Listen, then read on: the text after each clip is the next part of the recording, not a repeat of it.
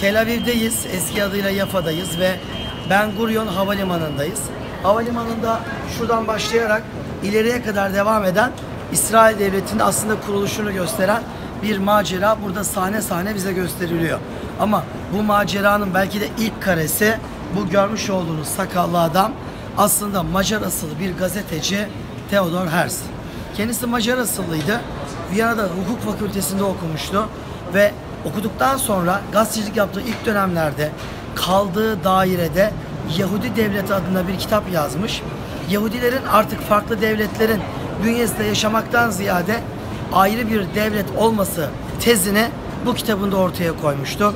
Ve bunu başarmak için de 1. Siyonist Kongre'yi, daha sonra 2. Siyonist Kongre'de aynı yerde bugün İsviçre'nin Basel şehrinde toplanacaktı. Bu anlattıklarımı belki biliyorsunuz.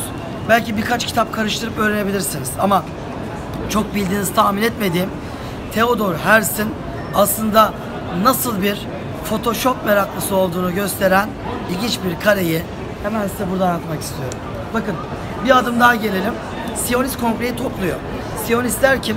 O gün dünya Yahudiliği içinde diğer Yahudilerin hiç sevmediği, haz etmediği, dikkate bile almadığı azınlık bir grup.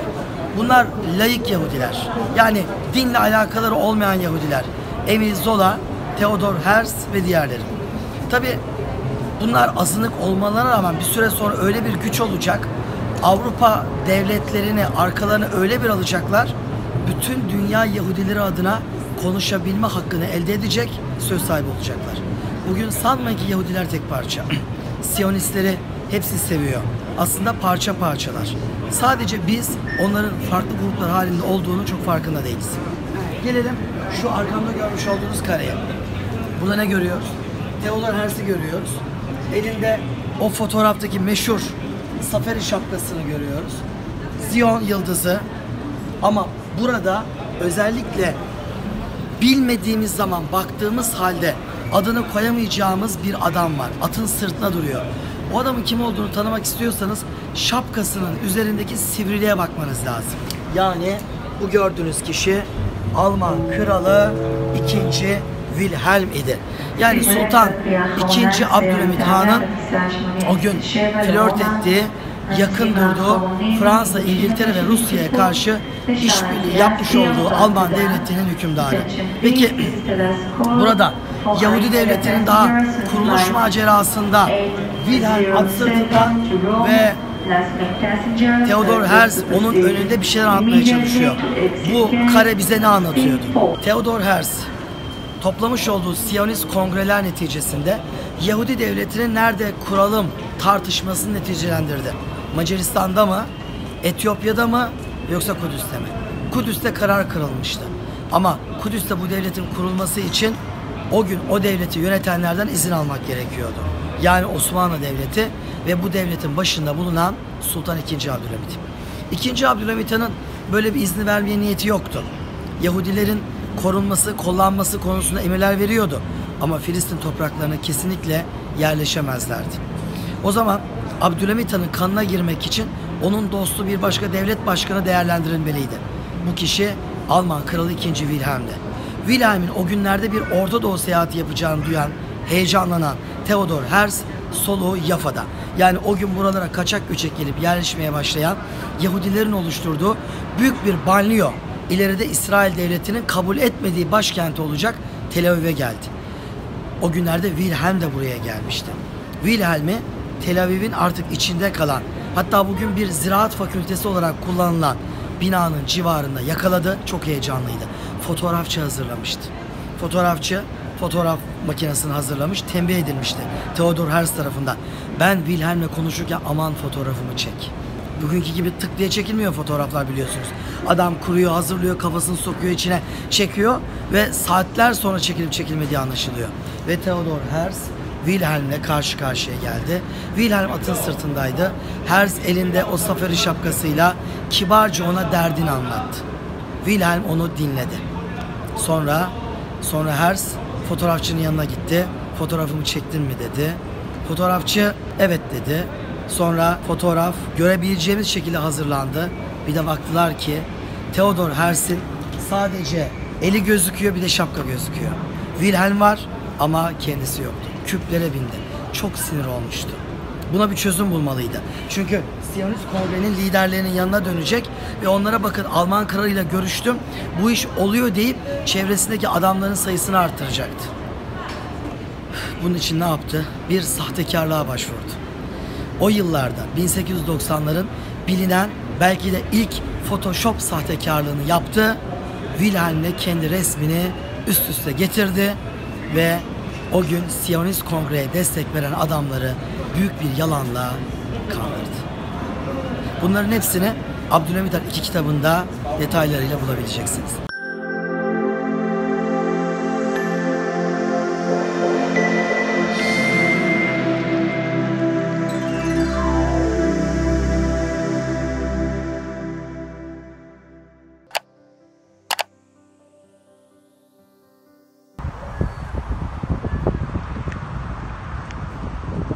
Evet, hepiniz hoş geldiniz. Tel Aviv'deyiz. Tel Aviv'e yaklaşık 10 kilometre uzaklıkta Mikve olarak adlandırılan bir bölgedeyiz. Holon bölgesi içindeki Mikve olarak adlandırılan bu bölge tarihi bir ziraat lisesi. Yani tarım okulu. 1870'lerde Osmanlı hükümetinin izniyle burada kurulmuş, Yahudi çocukların okutulması için organize edilmiş bir tarım okulunun içerisinde bulunuyoruz. Buraya özellikle geldik. Buraya ilk kez geliyorum. Çünkü burası Kudüs 3 kitabında kesinlikle yer almasını arzu ettiğim bir yer. Dünyanın bilinen ilk Photoshop sahtekarlığını burada sizlere anlatacağım. Aynı zamanda İsrail devletinin temelleri nasıl atıldı, kimler nasıl planlar kurdular, kimlerle buluşup planlarını onlara ne şekilde kabul ettirmeye çalıştılar. İşte bunları anlamanın yeri biraz da buradan geçiyor. Şöyle ileriye doğru baktığınız zaman Tel Aviv şehri, yani eski adıyla Yafa şehri orası. Arkamda gördüğünüz o bina eski bir sinagog ve arkasında da bir tarım okulu var.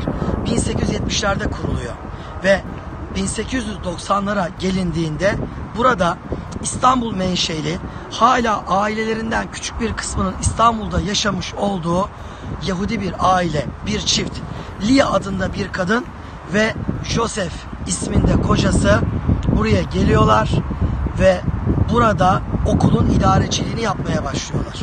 1890'larda onlar burada bu okulu yönetirlerken Macar asıllı, Viyana'da hukuk fakültesi bitirmiş, Avrupa'da Paris'te gazetecilik yapan Siyonist bir Yahudi, yani Theodor Herzl onları ziyarete geliyor ve burayı çok beğeniyor.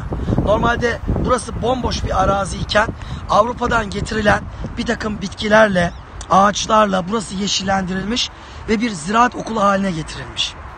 Peki o genç gazeteci Theodor Herzl'in buraya gelmesinin sebebi neydi? Tel Aviv'de, Yafa'da ne işi vardı?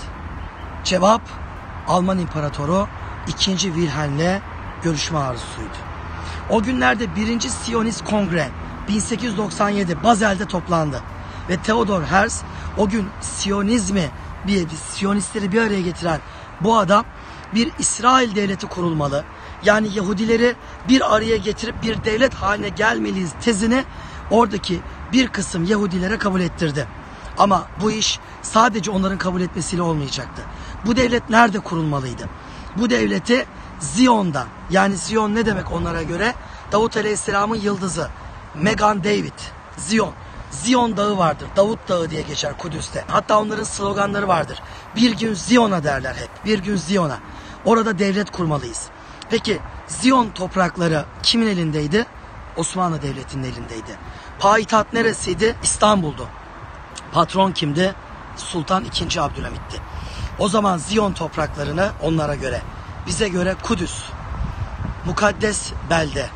Burayı Abdülhamit Han'dan isteyeceklerdi. Ama bunlara gücü yetmeyecekti. Abdülhamit Han'ın elinden bu toprakları almanın yolu olarak Abdülhamit Han'ın o gün Avrupa'da yakın durduğu bir devlet vardı. Almanya. Ve başında 2. Wilhelm vardı. Wilhelm'le bu işi çözebileceklerine inandılar. Ve Wilhelm'le görüşme yolları aradı. Almanya'da kısa bir görüşme yapmıştı. Neticesiz bir görüşmeydi. Ama ikinci bir görüşmeyi ısrarla yapmak istiyordu Herzl. Çünkü Siyonist kongre toplanmış. Bu kongrede alınan kararları Wilhelm'e sunacak ve onu ikna etmeye çalışacaklar. Wilhelm o günlerde 1898 yılı İstanbul'a gelmişti. İstanbul'da görüşme şartlarını aradı, bulamadı. Wilhelm İstanbul'dan Kudüs'e geçiyordu. Yafa'ya gelecek, Yafa'da at sırtında Kudüs'e gidilecekti. O zaman fırsat bu fırsattı. Wilhelm'le bu topraklarda görüşmeliydi. Wilhelm İstanbul'dan daha Yafa'ya, yani bugünün Tel Aviv'e gelmeden Theodor Herzl buraya geldi ve burada Wilhelm'le görüşmenin yollarını ve mekanını aradı. İşte o günlerde size az önce bahsettiğim İlya, yani arkamızda kalan o eski Yahudi Tarım Okulu'nun müdür ve müdüresi onlarla tanıştı, buraya geldi ve buraya hayran oldu. Wilhelm'le görüşeceği yer burası olmalıydı.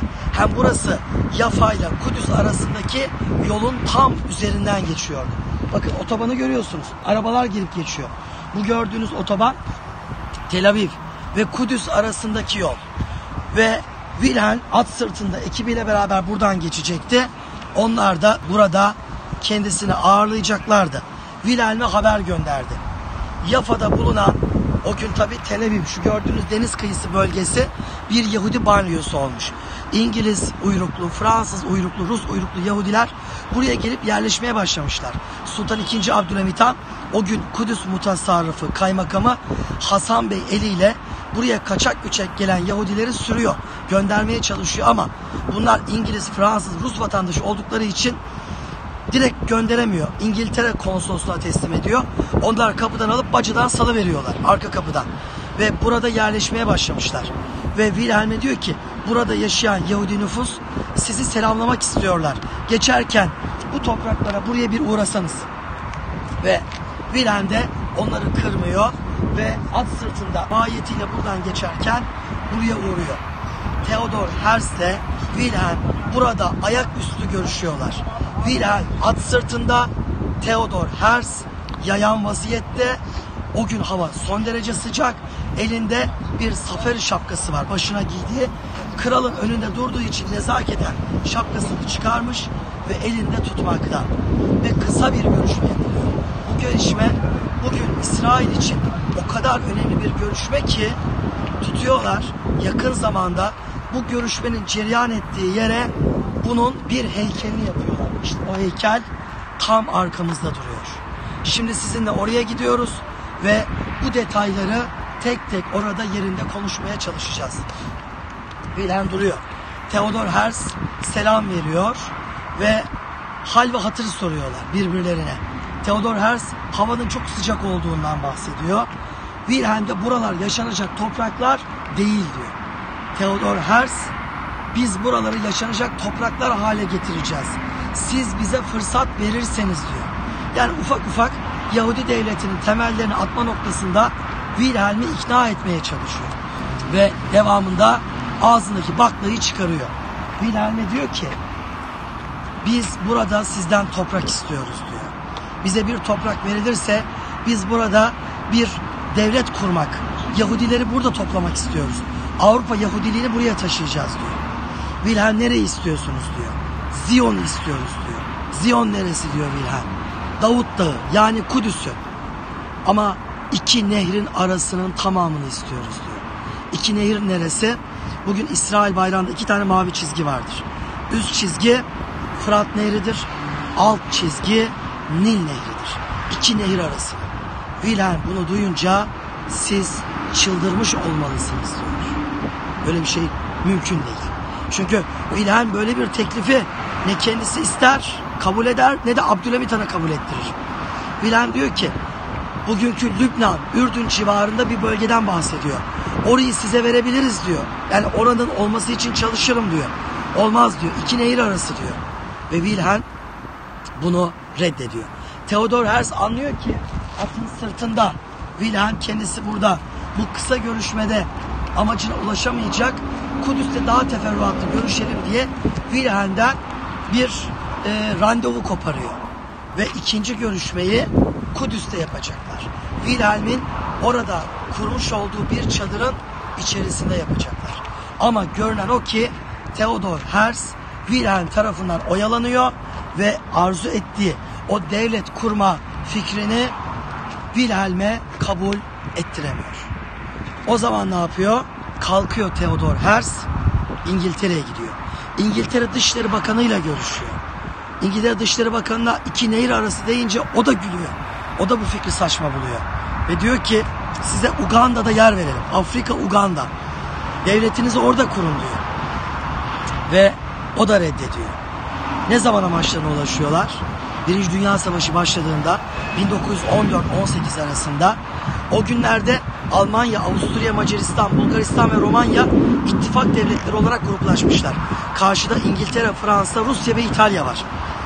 O gün Siyonistlerin en büyük korkusu şu. Bu arada bahsettiğim Birinci Dünya Savaşı yıllarında artık Theodor Herzl yok. Ölmüş. 1904'te öldü. O günlerde Weizmann var. Meşhur. Rusya'dan gelen Siyonist Yahudi Weizmann. Weizmann şundan korkuyor. Amerika topraklarındaki Yahudiler Amerika'yı etkileyip Birinci Dünya Savaşı'nda Amerika'yı ittifak devletleri lehinde savaşa sokabilirler. Bundan etkileniyorlar ve bunun olmamasını sağlayacaklar. Böyle bir durum söz konusu. Hemen ne yapıyor Weizmann? İngiltere'ye gidiyor. Diyor ki bu Amerikalı Yahudiler Amerika'yı etkileyip Birinci Dünya Savaşı'na Almanya lehinde savaşa sokabilirler. Biz ne yapalım? Biz Yahudilere göz kırpın. Vaat edilmiş topraklarla alakalı bir beyanatta bulunun, bir tasdikte bulunun.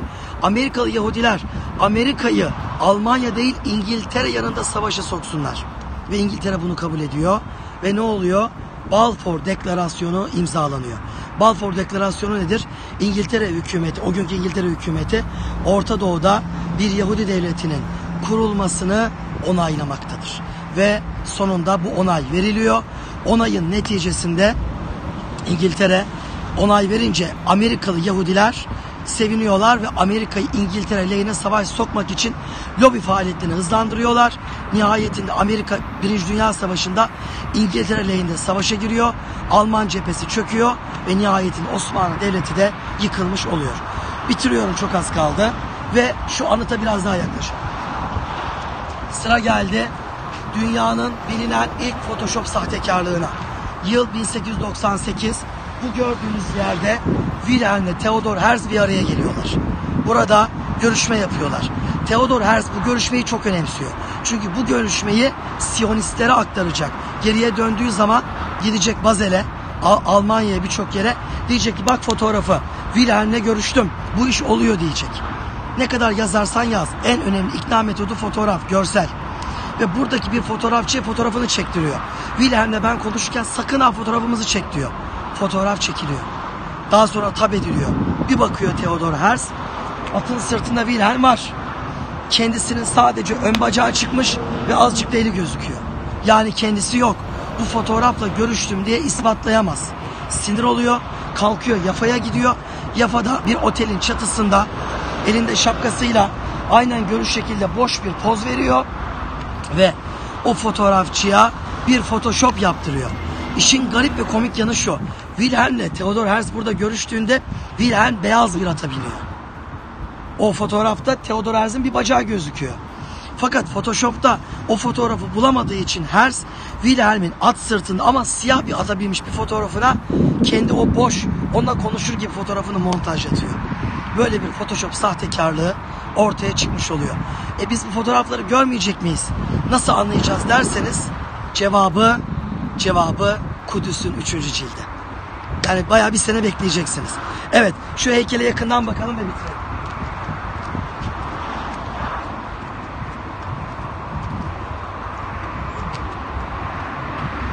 Evet, size 1870'li yıllardan bugünlere uzanan İsrail Devleti'nin kuruluş süresince Herzl'in çabalarını anlatmaya çalıştım. Bu adamı her ne kadar bir Yahudi devletinin temelini atmış olsa da gayretlerini, çabalarını görmek lazım. Bir adam kalkıp bütün Siyonistleri, sonra bütün Yahudileri, sonra bütün Avrupa devletlerini organize ederek bir İsrail devletinin temellerini attı. Bugün Herzl'in fikirlerine, düşüncelerine, kurmuş olduğu sisteme ve devlete düşman olabiliriz, karşı çıkabiliriz. Ama bizim gençlerimiz elinde sigarasıyla kahvehane köşelerinde oturduğu sürece, oturduğu yerden Herzl'e ve onun kurduğu oluşuma küfretmek ve hakaret etmekle elde edebilecekleri hiçbir şey yok. Adam hiç durmadan, cebine kimse 5 kuruş para koymadığı halde kalktı buralara geldi. Wilhelm'in peşinde koştu. İngiltere'ye gitti, başkalarının peşinde koştu. Ama amacına ulaştı. Eğer bugün sizler de amacınıza ulaşmak istiyorsanız oturduğumuz yerden bunun olmadığını görmek zorundayız.